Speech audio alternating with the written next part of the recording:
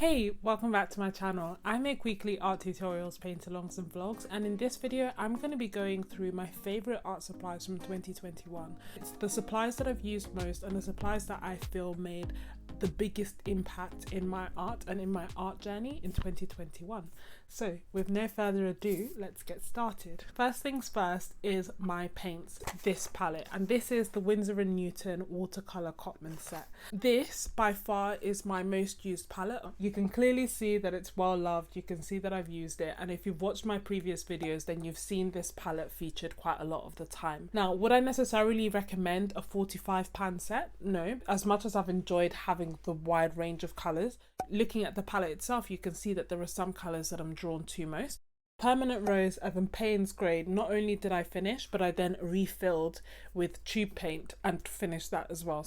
So you can either get a 12 pan travel set or a smaller 24 pan. Like, it comes in so many different sizes that you can start off with those first and then see if you like it. But that for me was my favourite set of the year. Part of the reason that I loved this set so much is just the vibrancy of the colours, how easy I find the watercolours to use. At the time that I bought it, it was quite reasonably priced. So I didn't feel guilty using the paint, and I didn't feel like, oh, I had to wait until I was good enough. I was just able to just keep painting and painting and painting and painting. And as a result, a lot of my paintings in 2021 were actually done with that set, whether I was urban sketching or not. I did also have other watercolors that I loved, including the Kuretake set and the Paul Rubens set, but the Winsor & Newton was really my go-to and the one that I used most of the time. In 2021, I definitely started getting a bit more comfortable with gouache, and part of that reason is because of one of my favorite watercolors, and this is the Himimiya gouache set. It's affordable. There wasn't that barrier of cost to me using it. I love the case, the consistency of the gouache, the fact that it's jelly and essentially liquid off the bat, and it was a really good way for me to get more accustomed to gouache and to get more comfortable with gouache. And once I got more comfortable, I was then able to start using my favorite gouache at the moment, which is the Winsor & Newton designer gouache set. I love the consistency of this gouache. I love the way that it looks. Some of my favorite pieces were actually done with that gouache. Now, this set I've had for over a year, but it's only in 2021 that I started using it more, and I think a big reason for that is because of the Himimiya gouache set. So I'm really excited to use it throughout 2022 and get more comfortable with using it. If you're interested, I've done a video where I compare the two. I do love both of them for different reasons, and you can probably get a bit of a better insight watching that video. The watercolor brushes that I have used this year the most, which are part of my 2021 favorite, these are the Princeton Elite Aqua brushes, and I bought two of them, one in a size 8 and one in a size 12, and these paint brushes I used for pretty much almost all of my watercolor paintings, apart from the ones that I did on location where I used my travel brushes for that. One of the good things about this set is that it comes with a groove for a paintbrush, so quite often I would have my size 12 paintbrush in there, and that is what I would use to paint on location. I don't use those for gouache because I don't want to damage them, and I feel like they're more delicate than other brushes. So for gouache, I'm a lot less particular, and I'll link the brushes that I got down below. But I would also get brushes from The Works, for example, where you can get a set for £5 and they would work really nicely as well. The next favourite art supply, and this may not come as a shock, is the Unipin fine liners. I absolutely love them. I use them to complement a lot of my watercolor art, and the sizes that I tend to use are 0.1, 0.3, 0.5, 0.8, but I do vary the sizes, and for example when my 0.1 runs out I would then just swap in my 0.2. The numbers represent the thickness of the nib. I'm not so particular about the size, more so than the contrast between the sizes. For example, I would use a 0.1 and 0.3 or a 0.5 and 0.2. They're waterproof, they're affordable, they're on sale a lot of the time, so I got a set of 5 for £4.50. They last a long time. In 2021 I've used two sets and the second set is still going.